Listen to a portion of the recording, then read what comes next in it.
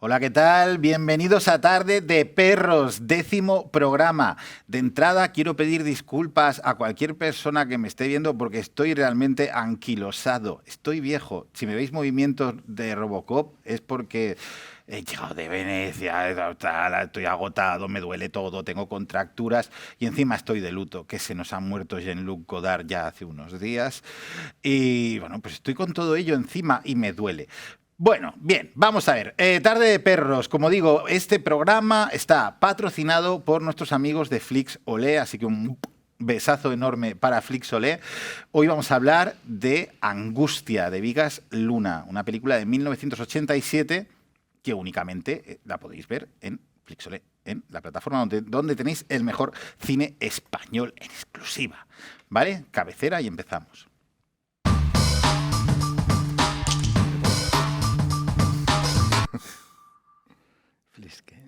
Se me ha olvidado, ya me los he saltado. Hoy estoy con Alex Mendívil, Philip Engel y Marta Medina. Muchas gracias, chicos, chicas. Muchas gracias a ti por traernos aquí. Que se me ha olvidado ya en la parte. Como sigo regular la cabecera, pero porque es que me duele el cuello y no puedo mirar, así que bueno. Vale, Angustia, 1987. La película se estrena en el Festival de Sitges de 1987.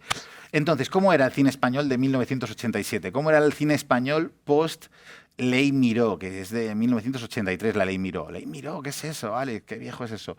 La Ley Miró es una ley que hizo la entonces ministra de Cultura, Pilar Miró, y también realizadora, ya fallecida, donde realmente cambió la forma de producir películas en España, porque España venía de unos años 70 del destape, pues muy divertidos, del fantaterror, pues muy divertidos también, ¿no? Y Pilar Miró dijo, ya está bien de divertirse, vamos a hacer ahora cine aburrido, no, tal. Pero no, realmente sí. O sea, la idea era que se premiara desde la subvención, ¿no?, pública aquellos proyectos que fueran más serios, ¿no? Que tuvieran una base literaria, que fueran proyectos más respetables que las películas de Mariano Ozores, por ejemplo. Vale. ¿Qué ocurrió? Ocurren dos cosas rápidas. Se empieza a producir mucho menos cine, porque cada vez se hacen menos películas realmente, cada vez hay menos proyectos de ese tipo y el cine se reduce, y en consecuencia se produce una desconexión brutal entre el público y el cine español. Ahí se nos rompe. O sea, realmente la gente pues, no disfrutaba tanto con ese tipo de cine. Aún así, en 1987 hubo muy buenas películas de cine español. Y al menos una de mis favoritas de la historia del cine, como es Tras el cristal, de Agustí Villaronga, y otra de mis favoritas de la historia del cine, como es La ley del deseo, de Pedro Almodóvar. Son dos pelis del 87 y tengo además El bosque animado de José Luis Cuerda, que está muy bien también, y Descanse en piezas de José Ramón Larraz, del que somos fans. Totalmente, Totalmente, vamos, a tope con José Ramón Larraz. A ver, dejarme de ver. He prometido que menos de 10 minutos, que si no, me riñen. Bigas Luna, realizador nacido en Barcelona en 1946 y fallecido en 2013. En Tarragona, en su casa que tenía en Tarragona, a los 67 años. Bigas Luna debuta en 1978 con una película transgresora, brutal, de un erotismo pérfido, malsano, una auténtica joya, me parece a mí, Bilbao. Su primera película, una película que ojalá hubiera tenido más continuidad dentro del propio cine que se hacía en este país. Se llegó a hablar de una segunda escuela de cine de Barcelona, pero eso nunca llegó a fructificar realmente. Y Bilbao es una película realmente impactante. O sea, la veas cuando la veas, porque yo la vi a los 18 años, me impactó, a los 26 me impactó, a los 34 me impactó, y hace 3 veranos la volví a ver y me volvió a impactar. Es una película realmente sórdida y es muy inteligente. Y tiene unos gestos autorales de puesta en escena que son muy brillantes y que se repetirían en estos 10 años hasta que llega Angustia en todas sus películas. Su trilogía negra, que la llamaba así, su trilogía negra eran Bilbao del 78, Caniche del 81 y Angustia del 87. Caniche puede ser la película más provocadora de la historia del cine español y sigue teniendo los gestos, es provocador. Sobre todo hay una escena de zoofilia que es una burrada, que es súper bestia, pero al margen de esa propia escena es una grandísima película. No digo que la escena esté mal, es una escena que te choca, pero la película es realmente una conmoción. Y bueno, Angustia ya es una película mucho más de género, más de cine de terror, con metacine. Eso ya lo van a hablar aquí mis invitados, mis compañeros, mis amigos. Pero ya es otra cosa. Pero ya es una cosa más pura de cine de género. A Vigas Luna en esos años hizo más pelis chulas, porque hizo Tatuaje en el 78 también, que era una adaptación de Vázquez Montalbán, de Pepe Gargallo, maravillosa. Y tuvo su primera película, realmente su única película en norteamericana, 100%, como fue Reborn, con Dennis Hopper, que Dennis Hopper dijo de Vigas Luna que era el equivalente en España a lo que era Francis Ford Coppola en Estados Unidos o Wim Wenders en Alemania. Le encantaba, porque Hopper se vio tanto Bilbao como Caniche y le fliparon.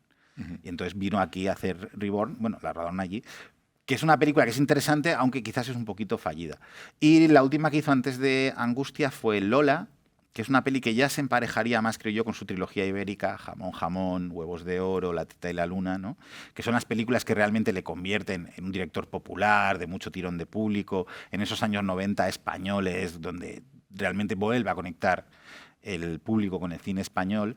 Y creo que Lola encajaría mejor ahí, aunque yo la volví a ver antes de irme a Venecia y me recordó algo a las pelis de Abel Ferrara de los 90, porque tiene un final que empieza a girar en bucle y a recordar lo que ha pasado, que me recordó bastante al Ferrara de los 90. Hay que hacer aquí una peli de Abel Ferrara algún día, joder.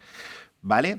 Y ya está, no voy a decir nada más, porque también es verdad que luego el resto de la obra de Vigas Luna, más adelante, todo lo que vendría a partir de los 2000 no me interesa tanto.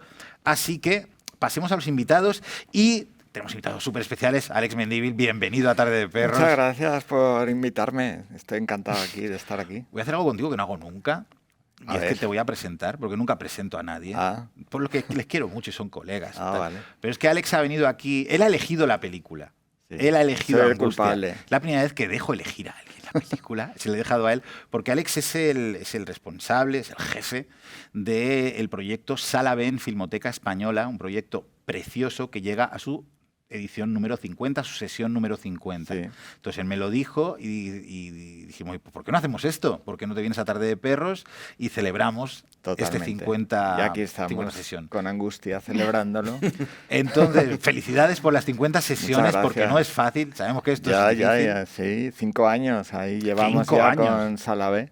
Sí, sí. Y me gustaría que explicaras, porque al final nos ve mucha gente también en Latinoamérica, para la gente que no es de Madrid igual no lo conoce, que explicaras un poquito Sala B, que es un proyecto que a mí me parece precioso. Pues Sala B son unas sesiones mensuales de cine de serie B español, de ese que decías antes de Pilar Miró, de antes de la ley de Miró, casi todo. O sea, pelis de género, de terror, de ciencia ficción, eróticas, comedias, todas esas pelis... algunas más raras que otras, algunas de culto, otras que nadie conoce y que casi ni se estrenaron en su día. Y entonces las ponemos en programas dobles, al estilo cine de barrio, los últimos viernes normalmente de cada mes. Y ponemos también trailers entre película y película. Invitamos a alguien en 35 milímetros. Siempre en 35. Eso es importante. Sí, porque bueno, viene todo de los archivos de Filmoteca Española, que son inagotables, y a mí me flipa el 35. Yo soy súper fan, a mí los DCPs y eso no me gusta nada. Y entonces ponemos todo pelis en 35, e incluso si están así un poco roñosas y viejas, me gusta más, ¿no? Todavía. Y traemos también a gente del equipo, algún actor, si han sobrevivido, porque algunas veces son pelis muy antiguas, o especialistas también. Vente un día, tienes que venirte un día y presentar una sesión. Olé, yo encantado. Sí. Encantado. Y nada, pues he pensado en Angustia porque tiene mucho que ver con lo que ponemos ahí, porque Angustia... a mí lo que más me gusta es cómo mezcla el cine de serie B, el cine de género, con el cine un poco más arty, cine más experimental y tal, ¿no? Y eso es, yo lo que siempre he defendido en Sala B es eso, que no viésemos la serie B, que es lo típico, ¿no? Poner pelis de bajo presupuesto y cutres para reírse de ellas y para, mira qué mal hecho está el monstruo, tal, que eso lo hemos hecho todos y es muy divertido, pero yo creo que se agota rápido esa relación con el cine de serie B, ¿no? Yo creo que el cine de serie B tiene, si lo ves con cariño y tal, tiene hallazgos increíbles de puesta en escena, de narración, de locuras que a veces involuntarias o casi siempre involuntarias, pero que están a veces a la altura de cine de vanguardia o de cine experimental. Y Angustia hace un poco eso, mezcla cosas muy de serie B, de pelis de terror, de videoclub, muy de las más cutres, ¿no? Hemos hablado antes que recuerda un poco a Demons, la peli de Lamberto Bava, que se había estrenado hace poco y es un clásico del videoclub, pero a la vez tiene cosas muy teóricas, muy arty, muy intelectuales, ¿no? Y a mí esa mezcla me flipa y creo que además está en el, ya sea voluntariamente o no, está en el ADN de la serie B. Esa forma como de contar las cosas de una manera diferente, ¿no? No como el cine convencional, de la manera que le sale al director de turno, ¿no? Que a veces eran amateurs, a veces eran chalados, como Jesús Franco, por ejemplo, y salían películas pues muy diferentes, ¿no? Y eso yo creo que es lo que más me interesa reivindicar en estas sesiones, ¿no? Aunque también ponemos pelis de culto más conocidas, pues de Paul Naschy o de Jess Franco, tal, que bueno, que las conoce más la gente y tal, pero yo diría que la esencia es más eso, ¿no? Buscar entre lo más raro y lo más desconocido pelis que tienen de repente un valor más allá de que estén hechas con muy pocos medios, que los actores estén fatal o que el guión no tenga mucho sentido. Pero igual hay algo, una escena a lo mejor solo, que es increíble y que no la vas a encontrar en ninguna otra película, ¿no? Entonces, Angustia para mí habla un poco de eso, ¿no? De, bueno, el propio argumento de la peli también habla de eso, de hay cine dentro de cine, hay una película que parece una película americana de serie B, pero están viendo dentro una película de monstruos clásica americana. Y hay esta relación entre pues lo que puede ser o lo que entendíamos el cine europeo y el cine yanqui, ¿no? Y está mezclado elementos de ambos mundos, ¿no? Entonces la historia del asesino y su madre, pues recuerda más como al cine, recuerda a Psicosis, obviamente, pero también tiene toques como de cine de autor europeo. Y lo que ocurre en el cine es pura serie B americana y está situada además en Estados Unidos, la película, ¿no? Porque eso encontré una entrevista que decía Vigas Luna que el asesino del cine americano que no podía ocurrir más que en Estados Unidos, ¿no? Porque es el típico shooter Claro. con pistola, ¿no? Que hoy lo conocemos desgraciadamente mucho. Sí. Pues ya entonces Vigas Luna metió ese elemento del shooter y dijo, no, este solo puede ocurrir en Estados Unidos, este tipo de asesino, ¿no? Entonces por eso situó la peli en un pueblo, en un cine americano, ¿no? Y me gusta luego mucho cómo mezcla, cómo mezcla la serie B y el cine arty, y cómo hace también una especie de reflexión sobre la mirada todo el rato. Yo creo que diría que es el tema principal de la peli, la mirada y los ojos, ¿no? Los ojos como metáfora de la mirada, ¿no? Y hay una cosa muy interesante en el cine de serie B, que lo han estudiado así semióticos y gente muy seria, de cómo el cine gore o el cine más así sanguinolento, más truculento, tiene una relación con la transgresión de la mirada, ¿no?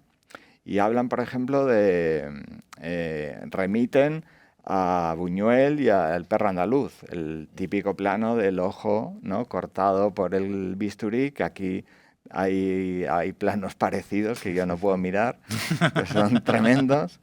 Y ese tema del ojo, o sea, de la mirada transgredida y del ojo literalmente transgredido con un bisturí o con un cuchillo tal, es un plano bastante habitual en el cine gore. Sobre todo anterior a los 80 y tal, que se hacían así burradas de este tipo, pues desde Fulci, y es franco. Ojos atravesados. ¿No? Claro, ojos atravesados, ¿no? Sí, Entonces, sí. hay gente que relaciona esto y me parece muy interesante, ¿no? Lo de transgredir la mirada mediante el género y con historias muy truculentas, pero también literalmente con el plano de un ojo atravesado como homenaje o relacionándolo con Buñuel, ¿no? Entonces, todo esto yo creo que está en Angustia. Y es a mí lo que me flipa, esa mezcla de lo más popular con lo más intelectual. De hecho, leí también que la idea le vino a Vigas Luna viendo como una clase o una conferencia de Eugenio Trías, el filósofo. ¿Lo habéis leído, no? Sí, sí, sí. Y que hablaba sobre La ventana indiscreta de Hitchcock, ¿no? Y cómo el espectador, cuando está viendo La ventana indiscreta, se mete en la cabeza del protagonista de La ventana indiscreta, que a la vez está viendo otra película, que es lo que ocurre en su vecindario, ¿no?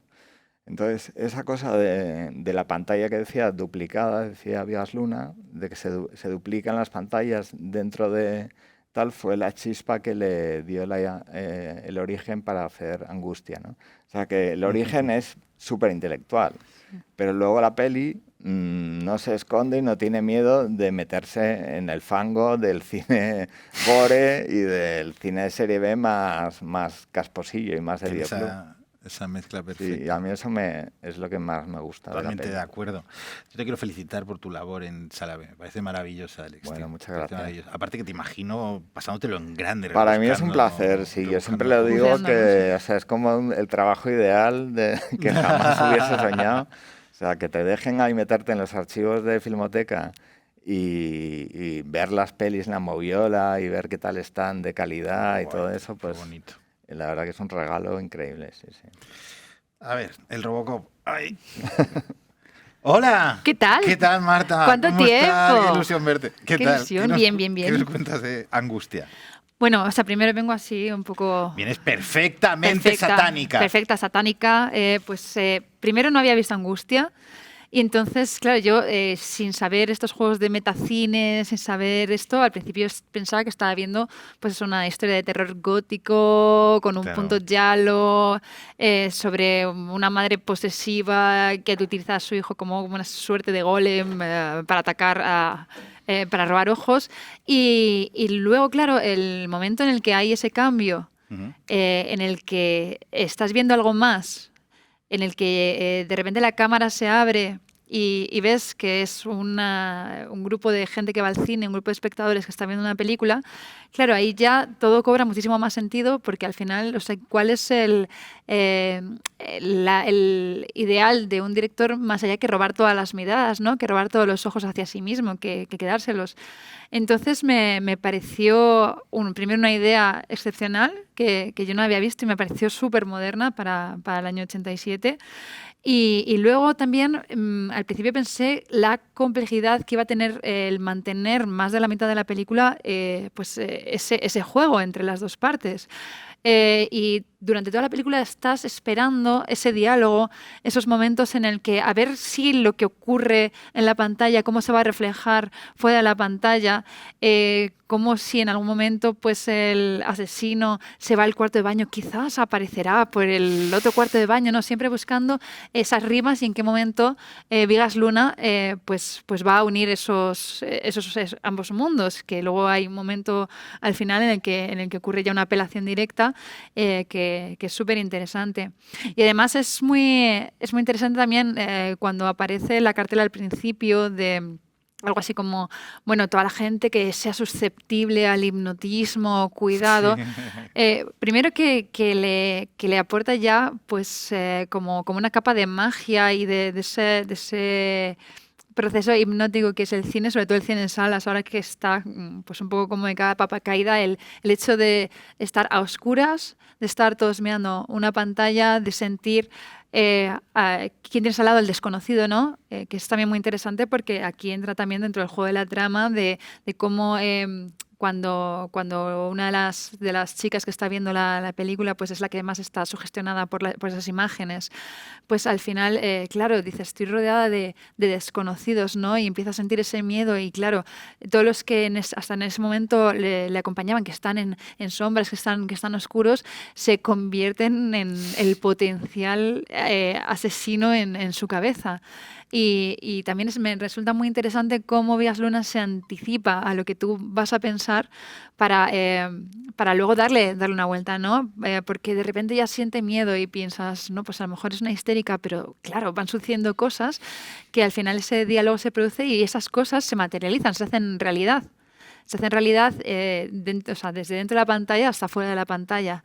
Y bueno, y eso me ha fascinado, aparte de que hay una cuestión ya puramente estética, hay una cuestión pues, de fotografía, hay una cuestión de los colores, hay una cuestión de los materiales que utiliza, hay una cuestión en esos planos detalle que son súper sugerentes, ¿no? Entre algo repulsivos, ¿no? Porque al final pues eso, el caracol, ¿no? Los ojos del caracol. Los caracoles que aparecen en la película. Sí, es algo a la vez claro, es repulsivo, pero a veces es como muy pegado a la naturaleza y el juego con, pues eso, con las espirales, con las ideas de las formas, ¿no? Los ojos, los círculos. Es una película llena de eso, de ese tipo de como de liaisons, de uniones poéticas. Y claro, me ha resultado fascinante. A mí una cosa a la que no se verbaliza en la película, pero para que existan esas rimas continuas entre los asesinatos que estamos viendo en la película y los asesinatos que están sucediendo, o sea, en la película de la película, y los asesinatos que están sucediendo en la película que tú ves, el asesino al que da vida Ángel Jové es alguien que se ha tenido que ver muchas veces la película que está viendo, la de Mami. Claro, y además porque se la sabe y entonces puede repetir, puede hacer un copycat de los asesinatos. Claro, y hay momentos, ese momento que están todos los espectadores como tocándose los ojos en plan, porque están viendo y están como sintiendo que es otra cosa, la sensación física, ¿no?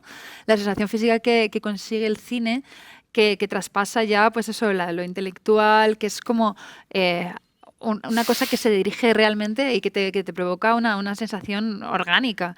Y entonces, claro, vemos al personaje del asesino, no sé, tocándose los ojos, y entonces tú ahí, como son muchos rostros, no le tienes ahí ubicado. Pero claro, en el momento que él vuelve, ¿no? Y le dice, pero vienes otra vez, le dice la chica de las palomitas, o la chica, la taquillera, vuelves otra vez a ver la película. Pues claro. Claro. Claro, y también me resulta muy interesante cuando él se siente apelado también, ¿no? Escucha esas voces, ¿no? Que se dirigen a él. Y dices, es desde la pantalla, las voces que él interpreta, las voces que él oye, cómo hace ese calco del asesino que hay dentro, ¿no? Muy bien. Muchas gracias, Marta. A ver, luego... Señor Philipp Engel, qué inmenso placer tenerte en Tarde de Perros. Hemos fletado hoy un tren de alta velocidad económico para traérnoslo desde Barcelona a Philipp, que tenía yo muchas ganas que viniera al programa. Yo también. Y además Philipp pues se lo ha currado mogollón y ha venido con material gráfico. Sí, bueno, es que coincido con lo que habéis dicho los dos sobre Angustia. Me trajo el recuerdos del año 1967 en el que ibas por la ciudad de Barcelona, en mi caso, en el que veías carteles que ponían angustia por todas partes, que me parece una cosa muy radical, llamar a una película Angustia y basarla en esa cosa que todos tememos, ¿no? En el fondo. Y luego también encuentro que es una película visionaria, ¿no? Porque anticipa la masacre de Aurora, ¿no? Aquel tío que se creía que era el Joker y se cargó a 12 personas. No sé, lo veo todo muy...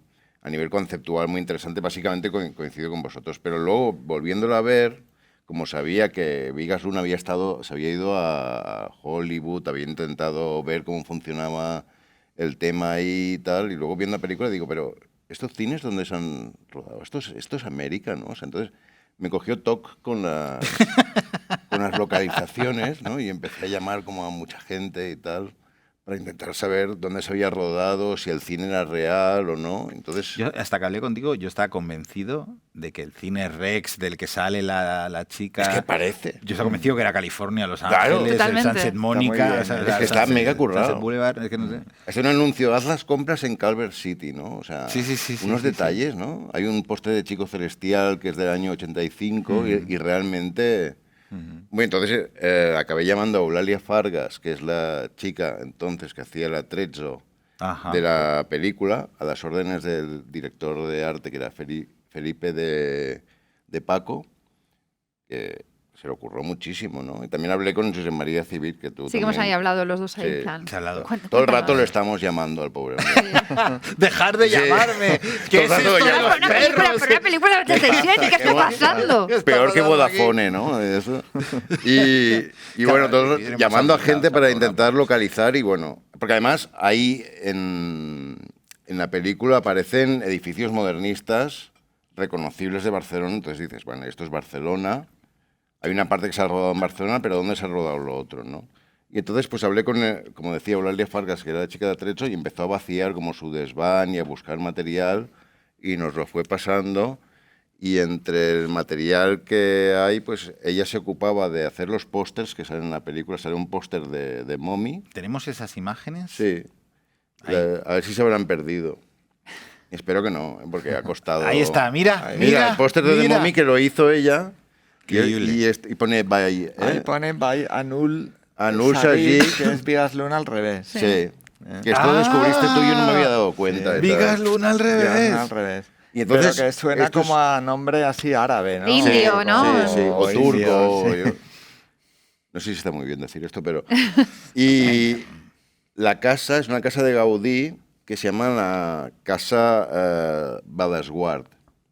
Pero La casa en la que viven los que son protagonistas de la donde película. vive... Claro, es muy Cel- hitchcockiano esto Sí, también, sí, el total. póster. Sí, totalmente. Y es la casa donde vive Zelda Rubinstein y Michael Herner, ¿no? Pero solo es el exterior. Y el interior se rodó en otra casa de Gaudí, que es la Casa Vicens, que está en la calle de Carolinas. Y entonces se ve que rodaron ahí con mogollón de cuidado, porque claro, metieron caracoles, metieron la escena del pájaro esa tan loca, empezaron a destrozar cosas que supongo que no serían muebles de Gaudí, ¿no? Espero que no. Esperemos que no. Y bueno, tuvieron la casa bastante Vicens cuidado. es una casa...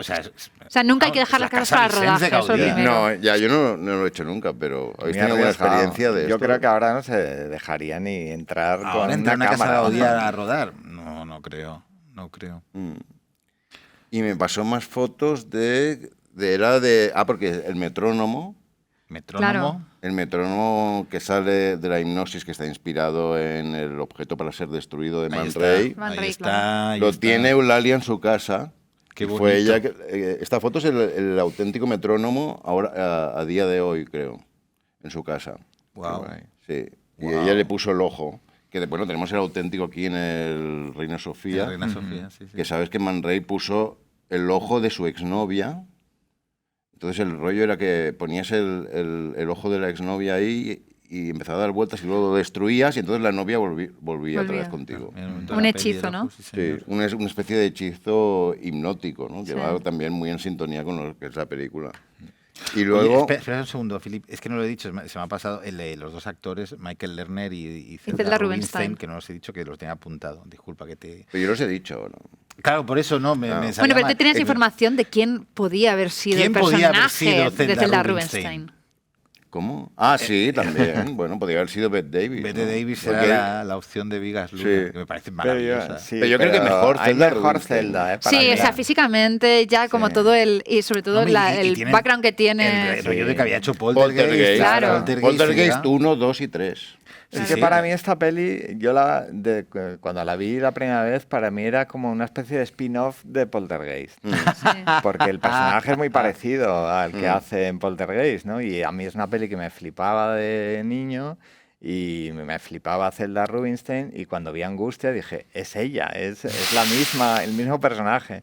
Y es como, podría ser la ¿Por qué- vida por qué no? del, no sé cómo se llamaba en Poltergeist ella, pero podría ser su vida con su hijo en su casa después Barcelona. de... Por la mañana Barcelona. escucho espíritus y por la tarde tengo Claro. un hijo que quita ojos a la gente. No, y además hay una cosa como del físico de ambos personajes, tanto Sí. Zelda Rubinstein como Michael Lerner, que él es muy grande y también como muy anguloso, ella es muy redonda, están en espacios muy reducidos, la cámara se les acerca de una forma que, o sea, me recuerda incluso, Alex de la Iglesia tiene algunas cosas de, o sea, de la forma de, o sea, y del entorno, que ya es como un grotesco, ya estás como en otro, hay o sea, me imagino a Bette Davis y sería como algo mucho más sofisticado, Sí, y aquí sería- me gusta mucho más Bueno, y porque está más visto, ¿no? También porque las pelis estas que hizo, cuando estaba ya en la última época, hizo unas cuantas de terror, ¿no? Sí. Sería como una más, ¿no? Sí, era un poco decadente también. Sí. Ya, era como...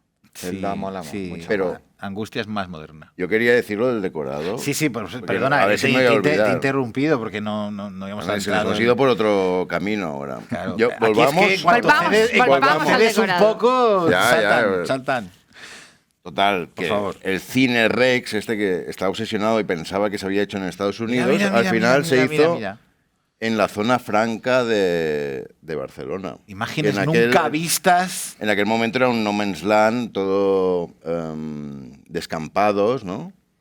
Y aquí, pues, bueno, fotos inéditas del montaje que realmente en la peli da el pego completamente. Da sí, totalmente y luego el pego. te O sea, contó la José zona María, franca. ¿no? Josep María, José María sí. ese momento con la policía, cuéntalo. Sí, bueno, pues que al final ellos montaron la calle, las casas de al lado, pero cuando llega la policía al final, que no sé si se puede decir que al final llega la policía, pero al final llega la policía. Hombre, Y entonces sí. ya no tenía el presupuesto y no daba para rodar más casas americanas, entonces le obligó como a Sí, rodar tira un desde contrapicado, abajo, ¿no? hay un contrapicado que se ve al cielo, que es Que muy se vea al bonito. cielo, ¿no? Porque ya no quedaban más casas de decorado que...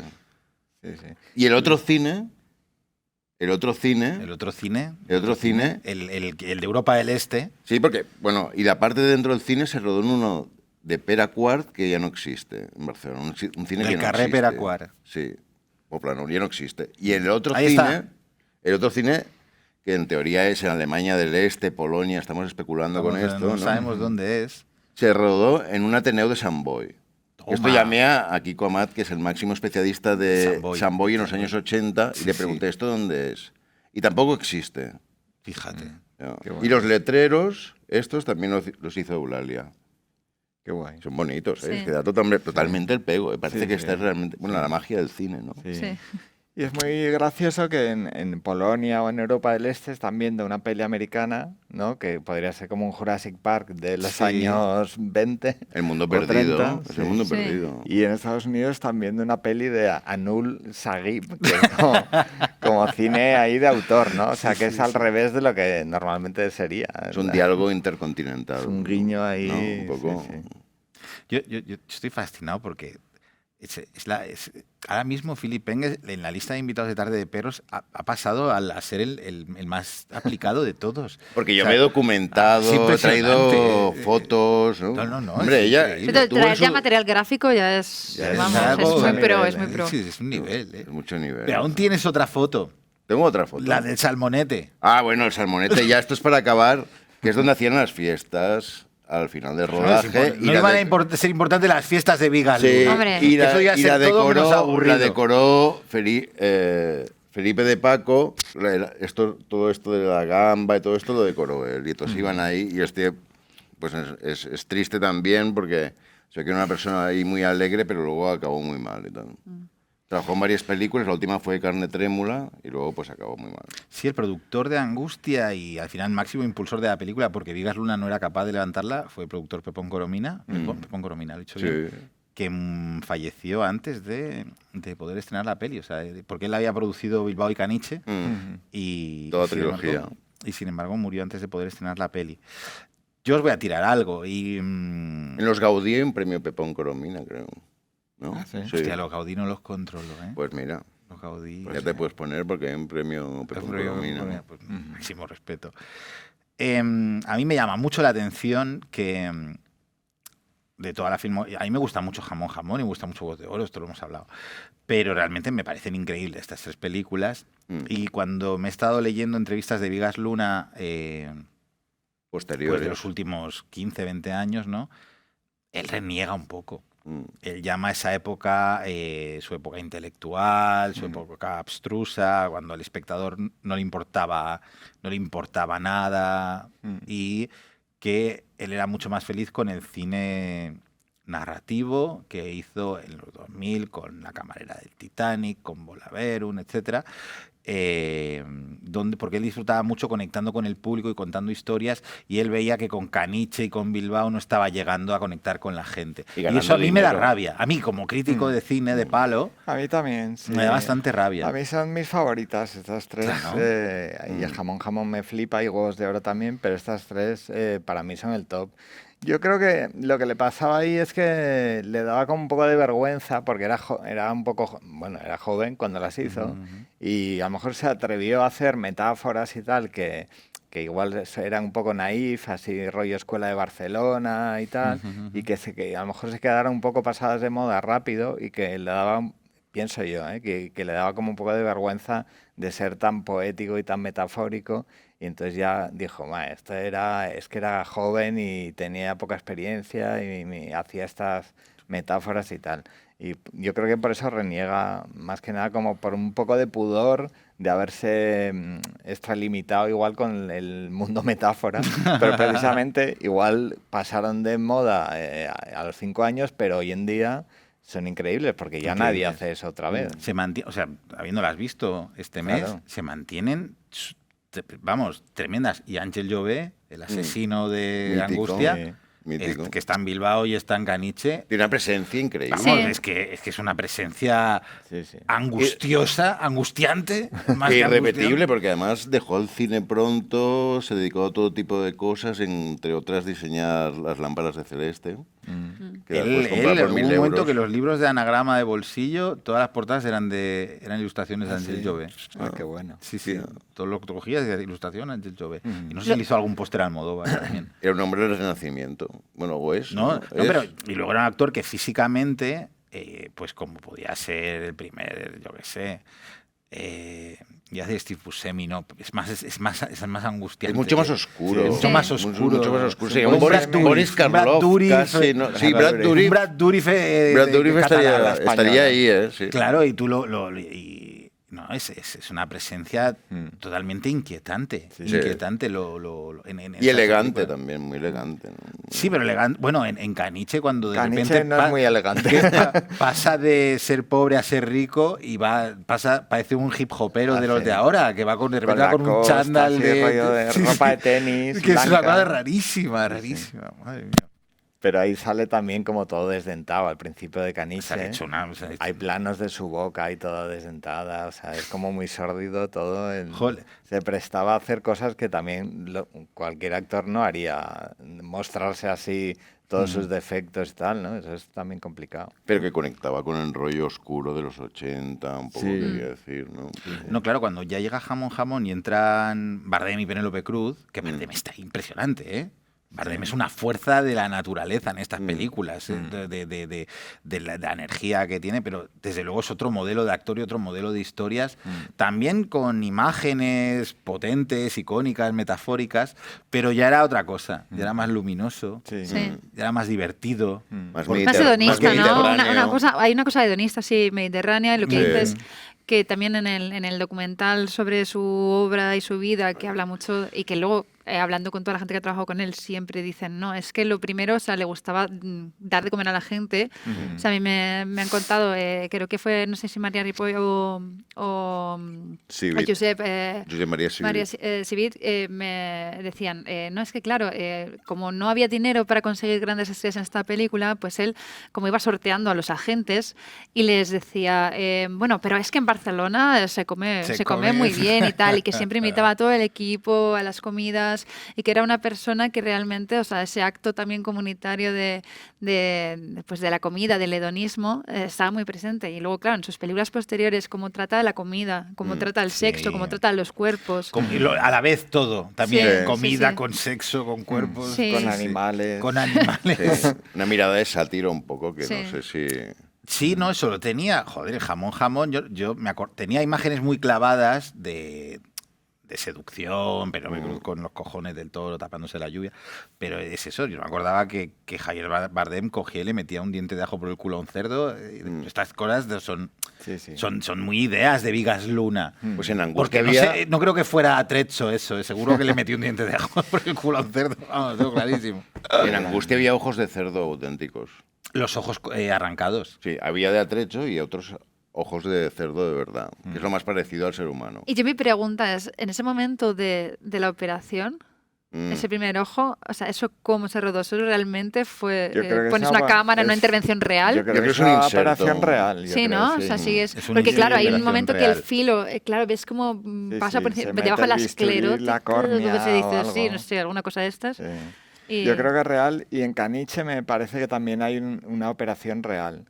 Que esto es una cosa muy de perro, ¿no? Sí, hay algo ahí, recuerdo con bisturí algo que se abre que yo nunca puedo mirar, porque a mí el gore me flipa, pero cuando sé que es real, eso ya no puedo mirar. Totalmente. Y esto lo hacían mucho algunos locos así de la época. Mojica Marins hacía también su operación de cataratas o algo así, la grabó y la metió en una película para hacer esto que decía, ¿no? Del ojo transgredido y tal. Y ese tipo de cosas a mí me flipan, que ya tampoco se hacen, ¿no? Lo de meter tu propia operación en la película, ya es como, ya te lo hacen digital, no sé qué. Esas cosas molan, ¿no? Hay un rumano que hizo puso su colonoscopia, creo. Ah, es verdad, sí. ¿Sí? ¿No te acuerdas? Sí, no sé, me acuerdo cuál rumano era, pero uno de ellos... de los rumanos, de los Cristi Puyus y Mungius. Sí, el de... Sí. Mungius no se me pega, ¿no? Estoy yo con el A quemarropa 13 y estoy hablando de ellos, eso no lo he metido, ¿eh? Pues ahí tienes que ponerlo de la colonoscopia. Espera, cara. Hablan de Antonioni y luego viene la colonoscopia. No vamos a hacer eso. Angustia, siendo Vigas Luna un cineasta tremendamente sexual, incluso en películas que parecen horribles como Son de Mar, pero en Son de Mar tú te la pones y ves a Leonor Balding comiéndose una naranja y es súper erótico. No, consigue momentos eróticos en todas sus películas, menos en esta. Claro, aquí no hay. Angustia no tiene nada de erotismo. Es que es castradora más bien. Nada ¿no? de sexual. Cortar el ojo, Freud. Y encima, si miras demasiado, te arrancamos los ojos. Sí. No, aparte, los protagonistas masculinos claro, son protagonistas castrados y donde. Claro, el rollo con la madre. Claro, ahí no hay sexualidad en absoluto. Ojo con Michael Lerner, porque luego ya sigue haciendo cine, con los Coen ha hecho muchas pelis. Fink, ¿no? Pero en el momento era heavy verlo ahí, porque él era muy popular por Canción Triste de Hill Street. Claro. Es verdad, sí. Tenía un papel familiar cuando las series entraban en tu casa por la televisión normal los domingos, tal. Pues Michael Lerner era protagonista de Canción Triste de Hill Street y de repente llegó un loco arrancando ojos y era un giro, ¿eh? Un loco que realmente no es como ese loco maligno, ¿no? O sea, hay hasta cierto punto de que compadeces al pobre hombre, tiene ¿no? Un punto tierno. Cuando está con la madre, le trata como un niño pequeño Claro. y es como rechonchito. Incluso él, como... cuando claro, él es el mejor cirujano, tal, no es cirujano, es que eres enfermero, no, es que siempre en ese momento, claro. sí, que mi hijo es el mejor cirujano. Claro. Con mi madre hace lo mismo. Mi hijo es el mejor crítico. Y dice, oiga, que youtuber. No, pero es un poco lo mismo. Que es enfermero. Es enfermero. No, pero esto que decías de Canción Triste, yo tengo un trauma infantil con Teddy Savalas, o sea, que era Kojak cuando era pequeño, no, vosotros no conocéis, pero una serie que era detective calvo. Y luego vi en Pánico en el Transiberiano, que sale con los ojos en blanco y tuve un trauma brutal. Porque era como ¿qué ha pasado con Kojak? Que se ha transformado, ¿no? Está poseído. Y bueno, es peligroso jugar con estas cosas. Y ya que tenemos aquí... O sea, también hay otra anécdota que estabas contando antes relacionada con el auténtico ET. Con el auténtico ET y el falso ET. Y entonces cuenta un poco... Pues es que justo antes de Angustia, yo creo, o antes de Lola, a lo mejor, después de hacer Reborn, que fue un desastre, cataclismo económico, de crítica, de público y tal, creo que en su época decían que era la peli española más cara que se había hecho y fue un fracaso total. Pues claro, Vigas Luna se entiende que lo pasaría mal para conseguir financiación y entonces hizo una serie para la televisión catalana que se llama Q y sus amigos, que es una exploitation de ET. Y entonces yo no la he visto trozos, pero estoy deseando verla y, ¿Dónde está y esa ponerla serie? en sala B si me dejan. Sin esa serie no hubiera habido Angustia, seguramente. Claro, y entonces hay un ET como cutrísimo así de goma y unos niños que lo encuentran. Y es como una sitcom así en Barcelona con un ET estilo exploitation de Spielberg, ¿no? Es brutal.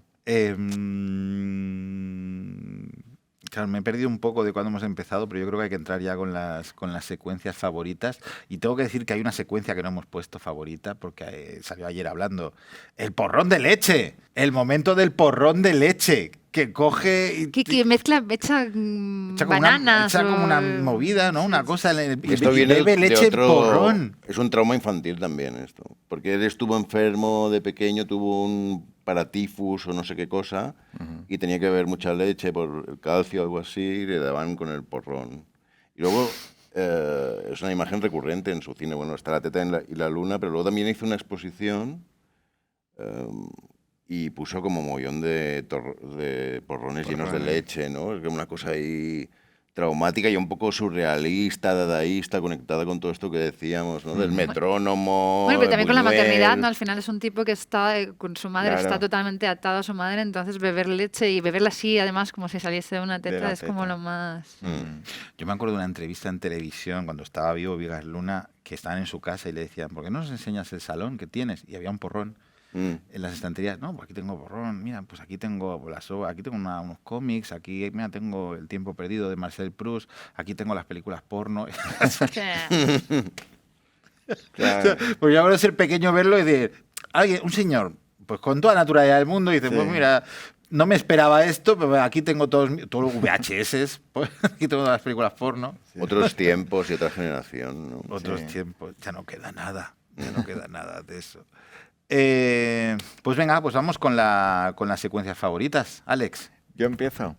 Pues mi favorita es el principio, es la secuencia inicial, la que define un poco a Zelda Rubinstein y a su Ahí está, hijo. ahí estamos, Ahí la tenemos. ahí estamos.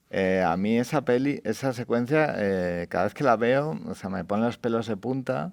Me parece que hay una cosa ahí como completamente sórdida y asfixiante en esa habitación llena de pájaros, de caracoles, la decoración. Y ya el momento que me flipa es cuando el pajarito, la paloma creo que es, se cae por detrás del armario y empiezan ahí a intentar encontrarla y meten un destornillador por el armario. ¿Quién tiene palomas en su casa para empezar? Sí. Vaya animal. Pues justo hace poco leí que la idea esta de la paloma detrás del armario ya tenía escrito el guión y todo, y lo tenía todo listo para rodar. Y Vigas se fue a comer a casa de su prima Amparito, dice, y le contó ella que se le había caído el pájaro detrás del armario y que había anidado el pájaro ahí y que estaba ahí viviendo detrás del armario. Y entonces Vigas dijo, esto es súper angustioso. maravilloso, Sí. y lo metió en la peli y decía, dices que esta escena para él representaba la angustia, y Sí. yo creo que es totalmente, o sea, es que a mí me da como asma ver esta escena. Y yo no sé si es por el rollo post-COVID, que no sé si la siguiente escena es él ya trabajando y metiéndole el ojo a la tía, y yo hacía una relación con Sí. no se ha lavado las manos, tiene germen de paloma, y claro que le Gel molestan. hidroalcohólico, por Le favor. molestan los ojos porque te está metiendo germen de paloma. Sí, sí. A mí me preocupa el mueble, porque si el mueble era de Gaudí Si el mueble de Ya. Gaudí lo y destrozaron. estaban ahí Sí, dándole... sí, mala cosa con... Pero no sé, es una escena que, eso, aunque me la sé de memoria y tal, me sigue, Mira. me Sí, pone sí. enfermo, o sea, y es una cosa que a mí me encanta en las pelis, que me afecten físicamente, Claro. y esta escena me afecta físicamente muchísimo, ¿no? Es muy brillante. Te gusta que te pongan mal. las es pelis, muy- ¿no? no, hombre, sí, sí, me- sí, a mí Es me un poco gusta. raro esto, porque... Bueno, No, pero yo creo así que mucha gente lo tiene. Yo creo, una cosa que se me ha olvidado decir antes, esta peli yo la relaciono mucho con lo que hace Gaspar Noé ahora. O sea, esta cosa de con las luces estroboscópicas y tal, afectar físicamente Sí. a la audiencia, lo hacía Vigas Luna aquí igual, con las espirales, Sí. marearte, ponerte enfermo, decía en una entrevista también, que había metido como ruidos subliminales en la película ¿Ah, sí? Pues de chorros de agua, dice, Sí. porque quería que la gente tuviese ganas de ir al baño en el cine, ¿no? Para que hubiese ahí réplica Qué con grande. lo que Con la sea. chica que bueno. tiene que ir al baño, claro, Claro. entonces es como, ¡ay, me voy a aguantar! Entonces, esta cosa de que la peli te afecte es muy Gaspar Noé también. Sí. Y además Gaspar Noé, todas las pelis son artefactos, siempre hay un truco que, ¿no? Alguna cosa, una estrategia, ¿no? Detrás de la peli. A mí la secuencia que sigue, que es la de las lentillas, me parece terrorífica también. Y Total. es una señora así diciendo, ¡que me quite, que me duele! ¡Que me quite la lentilla! ¡Que me quema! O sea, no es nada, si es que no Sí. tiene nada, es simplemente una... y ¡que me la quite ya! Es que yo sería incapaz de ponerme lentillas, o sea que ya... Además, el plano es como muy de una lentilla gigantesca y como estas rígidas, No, claro, entrando en el ojo y es, Dios. ¡No me Y además duele! que no pasa nada en ese momento. No pasa no absolutamente pasa Claro, nada. que la nada. señora Y es dices un al mal final, rollo. señora, es No, usted no. una petarda. Parece Pero, la naranja sí, mecánica pero con te la señora duele, ahí te con los duele. ojos abiertos. Sí. No, es... Que es otra cosa que al final compadeces también un poco a este Ay, hombre. Dices, ay, ¿cómo le trata ay. mal esta mujer, Ya, no? sí. O sea, Sí, es un poco chunga qué ella. villano más adorable. Sí. Secuencia, Marta. Pues yo como lo que os he contado antes, ¿no? O sea, para mí la secuencia es el momento que yo estoy viendo una película que creo que es una peli de terror de asesinatos así un poco más convencional y de repente la cámara hace... se abre y Magnífico. dices, vale, no es esto, estoy empezando a ver Esta, gente que está esta, empezando a ver esto. Entonces el momento en el que te reubicas y entiendes ya que, claro, el artefacto, la mecánica va a ser otra, ahí queda todo por delante, es, vale, ¿hacia dónde va esto? Porque yo estaba pensando, vale, esto es una película, el chico sigue matando hasta que en algún momento lo pillan, se vuelve a encontrar a la madre, bla, bla, bla. Pero claro, ahí ya dices, ¿a dónde me vas a llevar? Y ese momento me parece súper excitante. Mira, es que Mira, mira. es brillantísimo. Claro. Es que es brillantísimo, ¿eh? Claro, claro, Es claro. brillantísimo. O sea, es de genio. Y bueno, Totalmente. aquí no sé si sabéis, en el Festival de Gijón, en el año creo 92, se estrenó allí Jamón Jamón y entonces le hicieron una retrospectiva a Vigas Luna. Y entonces hicieron con Angustia, hicieron una especie de Rocky Horror con Angustia. Sí. Entonces, Tiraban ojos. Sí, Ok. se le llamaba... De cerdo, ¿no? Ojos de cerdo. Se Al llamó público. Medianoche con Angustia y entonces tenías que firmar un papel antes de entrar de que De que no ibas a matar a nadie. no, de que eximías las responsabilidades si te pasaba algo, Sí. porque iba a ser una velada muy fuerte para el corazón, no sé qué. Había una ambulancia fuera del cine y habían actores que entraban al final y hacían como que se volvían locos también y Qué corrían interesante. entre las butacas. Sí. Fue muy mítico. Que por cierto también me gusta de este juego es el momento de los créditos, ¿no? Que ya estás viendo cómo la gente se Claro, va del eso cine es. y creo que el último es él, ¿no? Es Vigas Luna No, porque no se pone nada. Pero yo pensaba que se ponía, que era el que se ponía Tenemos una... esa secuencia, además. Ah, vale, Tenemos la vale, secuencia de vale. los créditos. Entonces hemos sido engañados. Vigas Luna dijo que era su secuencia favorita, o sea, la secuencia favorita de toda su obra. Madre Esta. mía. Sí. El final de Angustia, porque dijo que era como poner un espejo al público, porque el público está obligado a hacer lo que está viendo en la Claro, pantalla, claro, que claro. es levantarse y salirse de la sala. Ujú. Y ese señor que está ahí sentado es Jaume Figueras. Ah, Pero lo sabemos porque me lo puso en Twitter. Me dijo, vamos a poner de Angustia en Tarde de Perros. Y él me escribió y dice, él me escribió desde su perfil de Mr. Belvedere y dice, a ver si resolvéis el misterio de quién es la última vale, persona vale, que vale. sale. Está en Y IMDb, por eso. y dije, caño, serás tú. Sí. Y Filip ha entrado, Filip, que como veis ha hecho una Se ha labor de documentado investigación. Yo No ha sido mirado como en yo que he dicho a Google, loco. Google, he mirado en Google. Bueno, Arqueología, bueno, he llamado también, es verdad. y que por cierto, en los créditos también hemos visto a Benito Pocino. Benito muerto de- Pocino, O sea, Benito, muerto. Benito y Pocino, Benito Pocino. Estaba Benito y... No, Benito Pocino. Benito Pocino. actor, Y luego eso mortadelo. también pues ves a María Ripoll, hemos dicho... O sea, y- María Rosa Ripoll. Vergés. María Ripoll sale en la película. No, sale, es No. segunda ayudante de dirección. Entonces, Sale ahí Craig como- Hill también, Craig Hill, que es un Craig actor de Hill. serie B. Craig Hill sale en la peli. Es el doctor del epílogo. Ah, vale. Ah, vale, sí, sí. Vale. Epílogo de terror puro, que total. Y ahí El rollo un epílogo poco de terror- Brian De Palma también, o sea, a mí me recordaba a Brian De Palma. Es el epílogo de terror de Sam Raimi, y al final está vivo. Sid Vicious también, un poco, ¿no? Bueno, La crítica hay que decir que no trató bien a esta peli porque decían, qué brillante el giro, meta, qué tal, pero mucha sangre, es muy desagradable, como siempre, al terror. Ya. O sea, lo intelectual todo lo Todo bien. aceptamos, pero si ya me pones unos ojos de cerdo cortados, un porrón de leche, un caracol encima de un pájaro... Philip Engel. No había terror elevado todavía. No había se había terror. inventado. El terror si elevado. no, si hubiese Era una salvado cosa ya. elevada y el terror por el otro, ¿no? si No se había Mientras conseguido... estaba yo en Venecia Terror salió pedestre. un artículo espantoso. Lo mejor del terror elevado. No, dice Vampire, el terror elevado de los años 30. Y dices, pero qué poca vergüenza. Poca vergüenza.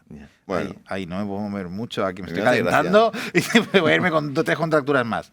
Philip Engel, tú, Nah, pues, tú que te has currado tanto... Mi escena favorita va un poco al hilo de... Bueno, es como una continuación de la tuya, Marta, ¿no? Porque es cuando ya realmente... Bueno, quería decir también que una cosa me impacta mucho es el póster de la peli. El póster El póster de los ojos. Angustia. De Angustia, porque es como muy de videoclub, ¿no? Y la Sí. peli es como muy homenaje a la sala de cine, estar en la sala de cine, pero luego el póster es como muy de Pero el videoclub. consumo era de videoclub de esa peli. Total, sí. Las Entonces- carátulas de tanto de las ediciones españolas como Y es muy raro americanas, para una peli que son dos, o sea, bueno, sí, que es son- lo que iba a decir, ¿no? Son De- carátulas de serie Z, casi. Ya, algunas. no puedo entender. Esto aquí me No, pero colapsa es un guay poco. porque es el No, Demons darle igual, la ¿eh? vuelta a todo, ¿no? O sea, permitir... La mezcla. esta. Sí, permitir que tú... Bueno, no sé si ahí Vigas Luna tenía algo que decir o ya era la distribuidora, pero que una peli que es una peli arty de un autor tenga esas carátulas tan de cine de... Prefieren venderla de como una videoclub. cosa super trash. Claro, ¿no? sí, me imagino que es lo que pensaron. Hombre, en el Pero videoclub, para mí ¿qué es película mejor. cogías tú? ¿La de la sección terror, que ir ahí era una fiesta? Claro. ¿O la de drama y comedia? Que eran horribles Que eran, las carátulas. que eran horribles. Todo el Tristes terror ahí. era la fiesta, llegabas ahí y todas parecían súper buenas. Claro. Y luego no, luego claro, te Luego comías daba, cada ¿eh? castaña y dices, "Joder, esto". Pero las de comedia y drama todas iguales. Unas tenían el fondo blanco, las otras el fondo más ocre. Las comedias siempre fueron fondo blanco. Comedia romántica, Sí, fondo ¿no? blanco. Siempre. El ABC de Drama David así como Ruiz, ocre, sepia. Claro, drama ocre, sepia, Fotos tal, gente corriente. El panetone de gente corriente. Philip Engel, tu Eso, sí, tu que me secuencia.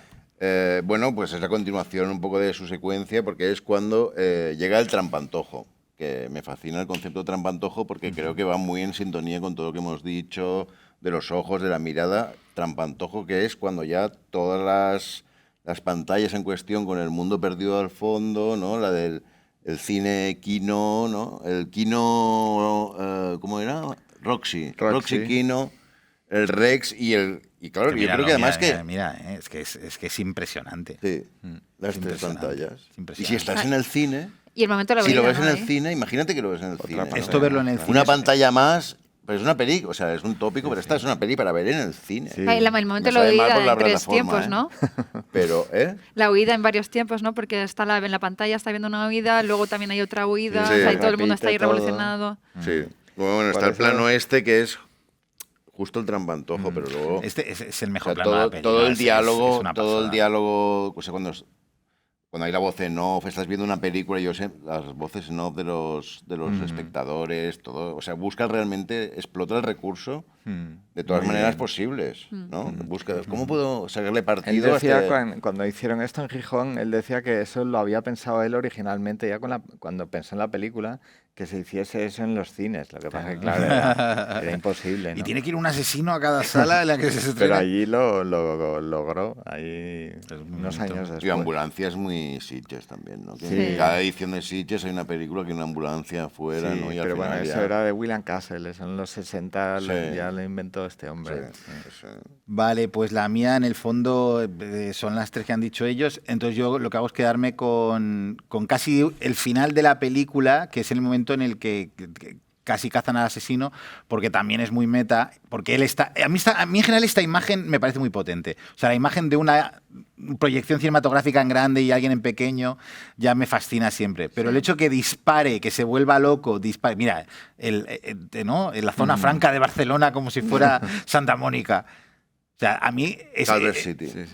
No, es... Y el parecía policía Ángel está- Llobé cayendo... El policía dispara desde la cabina de proyección, que es como otro Sí, giro más, ¿no? claro. Y justo antes de esto, me encanta el proyeccionista que se da cuenta con el primer disparo que oye, que le va a la cabina. Se han matado ya 14, 15 personas, pero el proyeccionista está tranquilo, está ahí viendo una revista y de repente hace, ¡uy, Dios mío, qué está pasando! Pues todo Bueno, porque es tremendo. que los tiros son de la peli. Claro, ¿no? de la peli que están viendo. Y hay una cosa que no hemos hablado que es la caracola, ¿no? A la caracola. La teléfono. caracola. Caracola, teléfono. Teléfono, sí. Y que, ¿cómo controlar a tus hijos? Con Con una una caracola caracola teléfono. Fíjate, no había móviles. telepática. En el 87 no Que es había un poco móviles. zapatofono mortadero, Sí. pero en Ahí versión está. surrealista. Mira, magnífico, magnífico. Y esto, haces esta peli ahora y se convierte en un meme instantáneo en Total. Twitter, ¿no? Sí. Y todo el mundo estaría ahí con la caracola. Además que ni se explica ni nada, lo mete ahí y ya está, no pasa nada. No hace ¿Dónde falta- estás? Vuelve a casa. Vuelve a casa. ¿Dónde estás? Increíble. ¿No? No, vamos. Inventiva, porque normalmente hoy escuchas el mar, ¿no? Pues aquí ya se comunica con su hijo. Qué maravilla. Sí. Bueno, pues ya está. Hasta está, aquí hemos hemos llegado. acabado. Nuestro Qué décimo bien. tarde de Qué perros. gran reentré después del Espera. verano y todo eso. Que la caracola de Verónica me está diciendo algo. Espera. Tengo que hacerlo con esta mano, Vero, porque es que esta la tengo un poco así. Falta de atrecho. No puedo aquí la levantarla más. caracola. Hola, bueno, muy bien, muchas Hay que gracias. repetir todo. Es que, no, es que Lo hemos grabado. No sé, ay, no, que es en directo, ¿no? No sé, bueno. Nada, muchas gracias, chicos, por venir. Muchas gracias. A ti muchas por gracias. invitarnos. Qué bien, qué Ha bien. estado genial, me lo pasa muy bien. Ha estado bien, ha estado bien. Esto se me ha estado desenganchando. Me ha dicho 17 veces con la caracola, engánchate el audífono. Vale. Muchas gracias por venir, muchas gracias en realización a todo el equipo. Y nada, un beso muy fuerte a todos y todas los que nos estáis viendo. Recuerdo, programa patrocinado por Flixolé. Gracias a ellos, pues lo hemos podido hacer, que no está nada mal. Y ahora nosotros nos vamos a cenar. Que lo paséis todos muy, muy bien. Un beso.